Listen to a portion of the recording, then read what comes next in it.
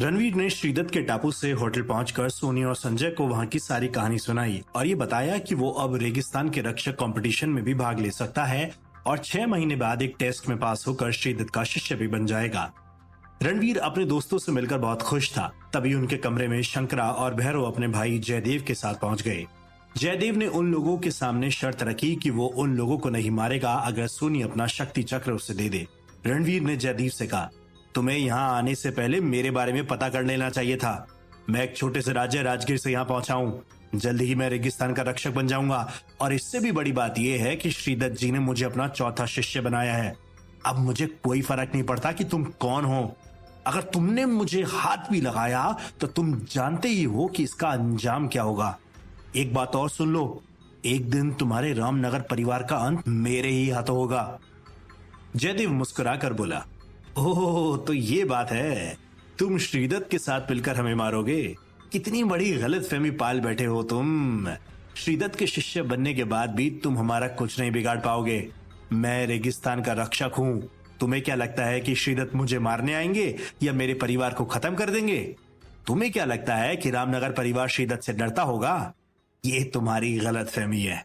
और जहां तक मुझे पता है तुम अभी श्रीदत्त के शिष्य बने नहीं हो। हाँ, तुम उनके संपर्क में जरूर हो। 6 महीने बाद जब उनकी परीक्षा में सफल होगे तब बनोगे तुम उनके शिष्य। और वैसे भी हमारा परिवार श्रीदत्त से मुकाबला करने में सक्षम है, तो तुम उनका नाम लेकर अपनी जान बचाने की कोशिश तो ना ही करो। ये सुनकर रणवीर ने मन ही मन सोचा, क्या सच में इसका परिवार इतना शक्तिशाली है?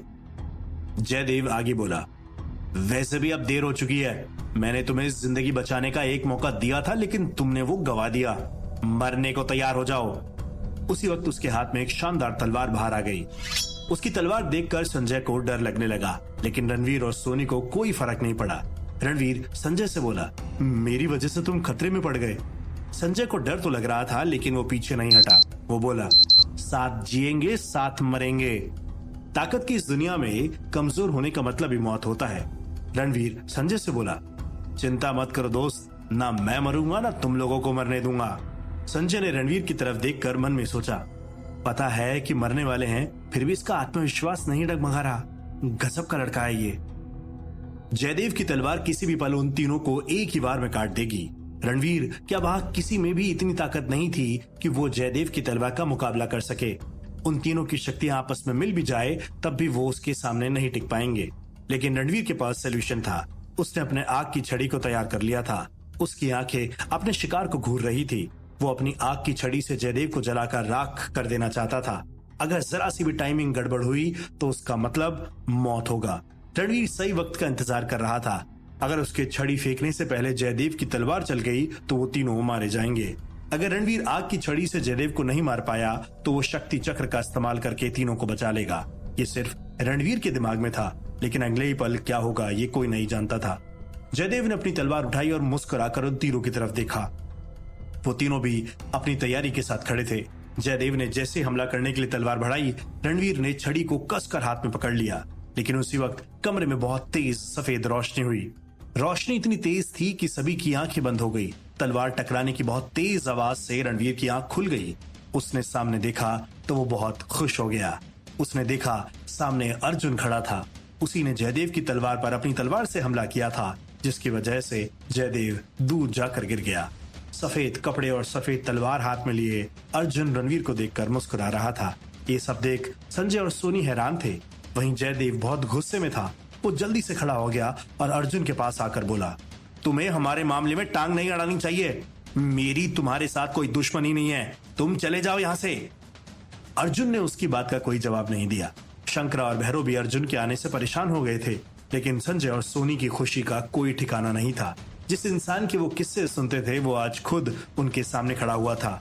अर्जुन रणवीर से बोला, कैसे हो भाई? तुमने तो आजकल कमाल कर रखा है। रणवीर दौड़कर अर्जुन के पास आ गया। उसने उससे गले लगा लिया। कुछ देर वो दोनों ऐसे ही खड़े रहे। उन दोनों को गले लगते हुए देख सबके मन में एक ही सवाल था कि रणवीर का अर्जुन के साथ ही कौन सा रिश्ता है? ये भाई तो नहीं है, फिर भी इतना लगाव कैसे? अर्जुन बोला, यार तुम्हारे नाम के चर्चे तो हर जगह हैं। मुझे लगा था तुम्हारे नाम का कोई दूसरा लड़का होगा, लेकिन वो तो तुम ही निकले भाई। इतनी जल्दी इतनी सारी शक्तियां कैसे हासिल कर ली तुमने? और तो और तुम श्रीदत्त के शिष्य भी बन गए। अर्जुन के मन में बहुत सारे सवाल थे जिनका जवाब वो रणवीर से जानना चाहता था। वो तो अब तक यही समझ रहा था कि लावा के तालाब में डूबकर रणवीर मर गया था। रणवीर बोला, भाई ये सब किस्मत और आपके प्यार की वजह से हुआ। मैंने बहुत कोशिश की, लेकिन आपका पता लगाने का मेरे पास कोई तरीका नहीं था। मैं आपके बताए हुए रास्ते पर ही चल रहा हूँ। देखिए, मैं यहाँ रेगिस्तान का रक्षक बनने आया हूँ।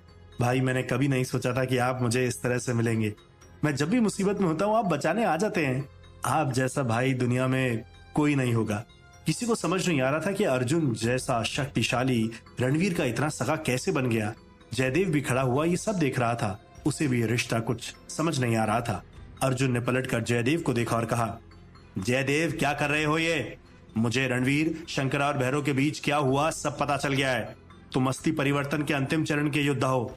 तुम्हारा बच्चों के बीच आना शोभा नहीं देता। रणवीर का तुम्हारे साथ कोई कभी झगड़ा नहीं हुआ है, फिर उसे क्यों मारने आ गए? जयदेव को अच्छा नहीं लग रहा था कि अर्जुन उसके और रणवीर के बीच में आ गया। वो बोला, अर्जुन ये हमारे परिवार का मामला है, तुम्हें बीच में नहीं आना चाहिए। इस लड़के ने हमारे परिवार के लड़कों की बेइज्जती की है, हमारे परिवार की शक्ति को ललकारा है। तुम्हें क्या लगता है ये सही है? अर्जुन ने कड़क आवाज में जयदेव से कहा, मुझे नहीं पता कि क्या सही है और क्या गलत। मैं देखता हूं कि क्या करना है, लेकिन याद रखना रणवीर मेरा भाई है। मेरे रहते इसे कोई हाथ भी नहीं लगा सकता।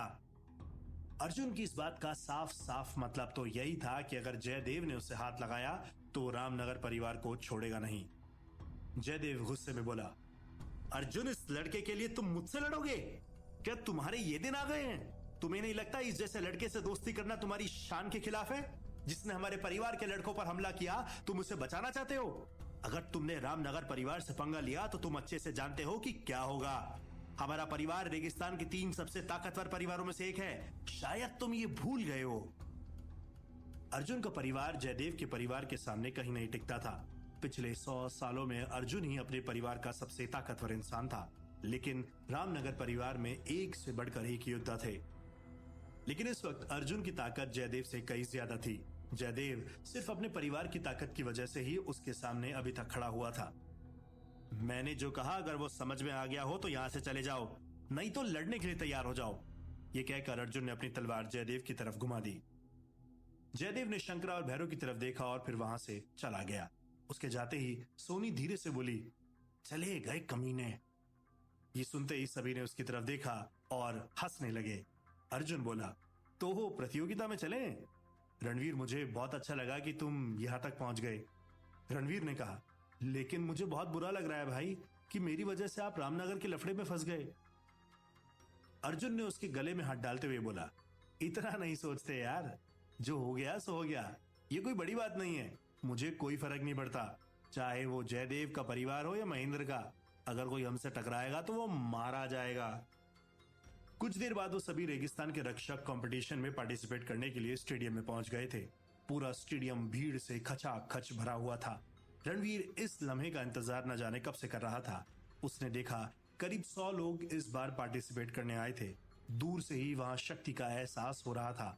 जहां एक साथ इतने शक्तिशाली लोग इकट्ठे हुए होंगे वहां का माहौल तो कुछ अलग होगा ही।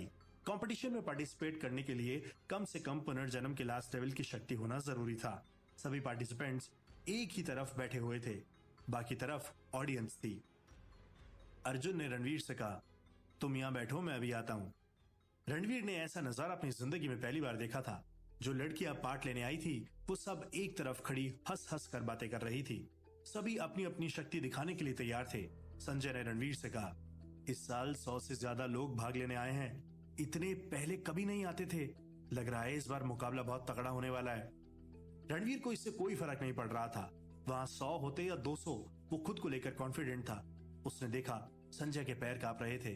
वो उसके पैर पर हाथ रखकर बोला, ये तू क्या कर रहा है यार? खुद पर विश्वास रख। ये मत सोच कि सामने कौन है, ये सोच कि तेरे अंदर क्या है। तू अगर डर गया तो लड़ने से पहले ही हार जाएगा। संजय डरते हुए बोला, भाई मुझे पता है मैं कितने पानी में हूं। मैंने सिर्फ अंतिम चरण हासिल किया है, बाकी मेरी तलवारबाजी भी कुछ खास नहीं है। मुझे मालूम है यहाँ टिक पाना अभी मेरे बस की बात नहीं है, लेकिन इसका मतलब ये भी नहीं है कि मैं कभी टिक नहीं पाऊंगा। मैं तैयारी करता रहूंगा और आता रहूंगा, कभी ना कभी तो मैं भी जीतूंगा ही। रणवीर ने उससे कुछ नहीं कहा, बस उसका चेहरा देखकर मुस्कुरा दिया। वहां बैठे पार्टिसिपेंट्स में वो बस दिशा को ही जानता था। दिशा बहुत खूबसूरत लग रही थी। सभी लड़के बार बार उसी को देख रहे थे। तभी रणवीर की नजर 3 लड़कों पर जाकर रुक गई। वो देखने में बहुत शक्तिशाली लग रहे थे। वो उनमें से किसी को भी नहीं जानता था, लेकिन उसे महसूस हो गया था कि वो तीनों कोई आम लड़के नहीं हैं। जरूर उनके पास कोई खास शक्तियां होगी। बीच में पिंक कलर के कपड़े पहने वो लड़का कुछ अलग ही दिख रहा था। उसके चेहरे से ही लग रहा था कि उसमें कुछ अलग है। उसके चेहरे पर गजब का कॉन्फिडेंस था। उसके देखने का तरीका शानदार था। उसकी आंखों को देखकर ऐसा लग रहा था कि जैसे उनमें सैकड़ों जानवरों की ताकत हो। उसके साथ बैठे 2 लड़के भी कम ताकतवर नहीं थे, लेकिन उस लड़के के सामने वो कुछ भी नहीं लग रहे थे। रणवीर को गौर से देखते हुए संजय ने कहा, ये हैं रेगिस्तान के 3 शानदार और जबरदस्त लड़के। ये सुनते ही रणवीर ने संजय की तरफ देखा तो संजय आगे बोला, गुलाबी कपड़े में जो बैठा है ना, उसका नाम दिवाकर है। ये महेंद्र के परिवार का है। महेंद्र का नाम सुनते ही रणवीर के कान खड़े हो गए। वो महेंद्र को भला कैसे भूल सकता था। जंगल में उसने रणवीर की जान लेने की कोशिश की थी। संजय आगे बोला, महेंद्र का परिवार रामनगर परिवार से कमजोर माना जाता था, लेकिन अब ऐसा नहीं है। महेंद्र अकेला ही बहुत शक्तिशाली है। उसके बारे में कहा जाता है कि उसने शुरुआती दिनों में ही अपने से कई गुना ताकतवर आदमियों को मार दिया था। फिर उसने एक और इशारा करते हुए कहा, उसके दाहिनी तरफ जो लड़का बैठा है ना, वो रामनगर परिवार का है। ये भैरव का छोटा भाई है रंजीत। ये दिवाकर से थोड़ा कमजोर है, लेकिन बावजूद इसके वो रेगिस्तान के 3 बेहतरीन लड़कों में से एक है। लोग कहते हैं कि ये ऊपर से देखने में बहुत शांत लगता है, पर अंदर से पूरा भेड़िया है, भेड़िया। इसके मन में क्या छुपा है, इसका अंदाजा कोई नहीं लगा सकता। इसीलिए जब भी इससे मुलाकात हो, संभल कर रहना। और फिर उसने तीसरे लड़के के बारे में बताया, और जो बाई तरफ बैठा है उसका नाम है सनी राणा। ये राणा परिवार के रक्षित राणा का छोटा भाई है, जिससे तुम्हारी मुलाकात हथियार संग्रह में हुई थी। ये अनपढ़ जाहिल किस्म का है। इसका काम भी अपने भाई की तरह है, जगह जगह लोगों से पंगा लेना, उनकी बेइज्जती करना है। अगर इसके पीछे राणा परिवार का नाम ना होता तो कब का मार दिया होता इसे। लेकिन इसकी खास बात यह है कि इसे नए नए दोस्त बनाने का बहुत शौक है। इन तीनों की अलग अलग खूबियां हैं। इन तीनों में मुझे सनी फिर भी ठीक लगता है। उन तीनों के बारे में इतना कुछ जानने के बाद रणवीर उन तीनों को देखकर बोला, मजा आएगा। जब सामने वाला ताकतवर होता है तो लड़ने में भी मजा आता है। इस पर संजय उससे बोला, भाई बुरा मत मानना, लेकिन आपके पास भी शक्तियां क्यों ना हो, इन्हें हराना बहुत मुश्किल है। ये तीनों रेगिस्तान की शान है। उसी वक्त उन दोनों को एक आवाज सुनाई दी, शान? कैसी शान? मुझे तो ये तीनों बकवास लगते हैं। रणवीर और संजय ने आवाज की तरफ मुड़कर देखा तो मुस्कुराने लगे। क्या रणवीर इन तीनों का मुकाबला कर पाएगा? क्या वो रेगिस्तान का रक्षक बन पाएगा? जानने के लिए सुनते रहिए पॉकेट FM।